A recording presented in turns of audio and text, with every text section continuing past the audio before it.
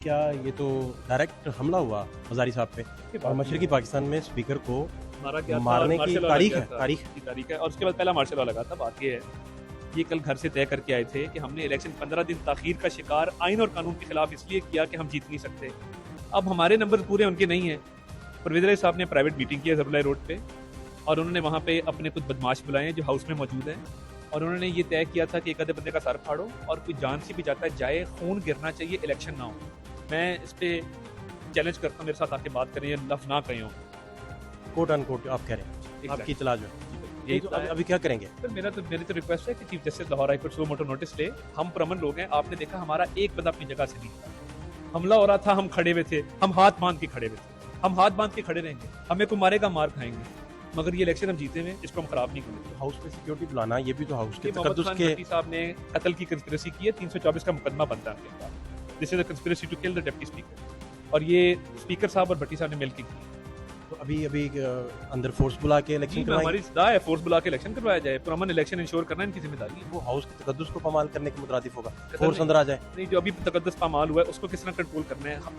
देखिए, high court के order है कि पुलिस, आईजीपी और चीफ सेक्रेटरी इलेक्शन को शफाफ इंश्योर करें। तो अब उनका काम है वो किस तरह करें। आपको आज के दिन इलेक्शन होते नजर आ रहे हैं? बिल्कुल होगा, इंशाल्लाह होगा, अच्छे तरीके से होगा, शफाफ तरीके से होगा। हम पुरअमन में बैठे हुए हैं। परवेज इलाही साहब ने एक इशारा किया जब वो भट्टी हाउस में आया, ये शराब मैंने खुद देखा। आप आई विटनेस ताड़ साहब, ये विफाक में तोशाखाना केस, ये क्या क्या खिलवा रहे हैं आप और ये क्या चल रहा है? देखिए, चोर चोर के नारे लगाने वाले, डाकू के नारे लगाने वाले, हमें जेलों में डालने वाले, जलावतनियों में भेजने वाले, बात ये है हमने कभी कोई इखलाक से गिरी हुई बात नहीं की। मगर जब आपके नाक के नीचे घड़ी बिकेगी, हार बिकेंगे, औने पौने आप सरकारी माल अपनी मलकियत ही बेच दी, क्या मसला है? नहीं, बस किसी दोस्त मुल्क से सरकारी तौर पे वो तोहफा दिया जाता है वजीर आजम के ओहदे को, वो इमरान खान साहब की ज़ात को नहीं दिया जाता। और वो तोशा खाना के रेट रिड्यूस करवाए गए। और तोशा खाना देखे ना, ये अल्लाह ताला का निज़ाम है। तोशा खाना केस बनाया जरदारी साहब पे, मियां साहब पे भी है, उन पे भी है, बनाया गिलानी साहब पे बनाया। तो का मसला था गिलानी साहब आपकी अपनी अहलिया हार और घड़ी बेच के इसमें हम क्या कर सकते हैं? आपको घर पे चेक रखना चाहिए। नहीं, ये तो ब्लेम गेमिंग हो जाएगी। वो भी 2 साल बाद कहेंगे कि आप भी कुछ साबित नहीं कर सके, हमारा मीडिया ट्रायल करवाया, हमारी गिरफ्तारियां करवाई, एटसेट्रा, बाकी सारी चीजें। मंजरनामा तो किरदार बदले हैं, मंजरनामा तो वही चल रहा है, पुराना ही। मैं उन्हें कहूँगा कि उनके पास शायद एक्सपीरियंस इन्वेस्टिगेटर्स नहीं थे और हमारे तो हमने किया ही कुछ नहीं ना। यहाँ जो नौकरियां बिकती रही हैं, डिप्टी कमिश्नर ठेके पे लगते रहे हैं, डीपीओस ठेके पे लगते रहे हैं, कॉन्ट्रैक्ट्स के अंदर घपले किए जाते रहे हैं। इब्तिदाई इश्क खैर होता है कि आगे आगे देख होता है। आपकी हुकूमत में वो चोर, उनकी हुकूमत में आप चोर, किसी को यही चलेगा। मैं किसी को चोर नहीं कहूँगा, मैं सिर्फ ये कहूँगा कि नए पाकिस्तान का नारा लगाने वालों ने आवाम को मायूस किया। चीज़ें बहुत निकल रही हैं, हमारे खिलाफ सबूत आया कोई नहीं और हम पाकिस्तान को आगे लेके चलना चाहते हैं। हम झंझट में डलना ही नहीं चाहते कि कौन चोर है और कौन नहीं है। प्राइम मिनिस्टर ऑफ पाकिस्तान जो हैं उनके बड़े करीबी समझे जाते हैं। तोशा खाना में कुछ चीज़ें मिसिंग भी इतला आ रही हैं, क्या क्या मिसिंग है? देखिए, अभी तक जो चीज़ें सामने आई हैं, घड़ी आई है, हार आया है और एक जीप की भी इतला है कि एक जीप भी बेची गई है। गोल्ड प्लेटेड कोई कलेक्शन को भी मैंने सुनी है। गोल्ड प्लेटेड कलेक्शन को भी है। असल में कुछ डायमंड्स का भी कारोबार था दुबई में, जो फरा बीबी जाके डायमंड्स जो हैं वो बेचती थी और उसके एवज कैश देती थी। वो किसी वक्त अनकवर होगा, बट मैं बड़ी आप संगीन इल्ज़ाम लगा रहे हैं। वो ब्लैक को वाइट कैसे करती थी? वो ये नहीं करती थी कि किसी कॉन्ट्रैक्टर से डायरेक्ट पैसे ले लें। वो करती ये थी कि वो डायमंड लेती थी दुबई में, उसको बेचती थी, वहाँ से वो पैसे पूरे करती थी, उसको वाइट करके शो करती थी।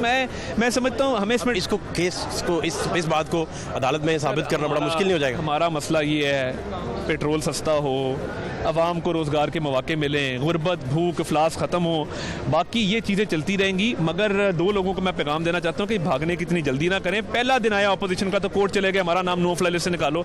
शहबाज शबीर को और शादात अकबर को इतनी भागने की जल्दी क्या है? क्या हो गया? इक़्तिदार के बगैर एक दिन सर्वाइव नहीं कर सकते? हमने हमेशा अपोजिशन काटी है, कोई बात नहीं, हौसला करो। चीनी और घी की कीमतें मुसलसल बढ़ी हैं। देखिए, तो वो आपके नेगेटिव मार्किंग में चला गया कि मियां साहब बैठे हैं, कीमतें बढ़ती जा रही हैं। आज इंशाल्लाह पंजाब हुकूमत बनती है, पहली तरजीह प्राइस कंट्रोल है। इंशाल्लाह वो पॉसिबल होगा ये से कंट्रोल करना? नीयत अच्छी हो तो मैं समझता हूँ कुछ भी हो सकता है। आटा आप देखें कहाँ टच कर रहा है, चीनी, गंदम, ये सारी चीज़ें हैं। गंदम 2500 रुपये मन नहीं मिल रही अभी। इंशाल्लाह इस पे बरबूत हिकमत अमली बनाएंगे और ये शेख खुर्दों सस्ती होंगी, आप देखेंगे। गिरफ्तारियाँ देख रहे हैं आने वाले दिनों में?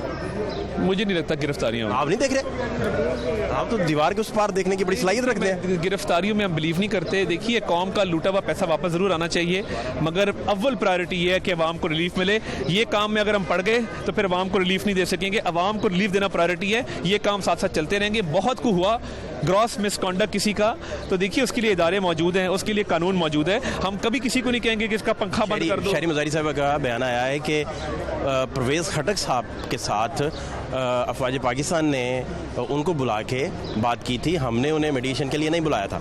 इस पे क्या रद्द-ए-अमल? इस पे मेरा रद्द-ए-अमल बड़ा क्लियर है। डीजी ISPR इन यूनिफॉर्म खड़े होकर एक बात साफ़ियों के सामने कर चुके हैं। उनकी बात को रद्द करना, उनकी बात को गलत करार देना, शहरी मज़ारी साहब को अपना बयान वापस लेना चाहिए। आपने भी तो ट्वीट डिलीट करवाई थी।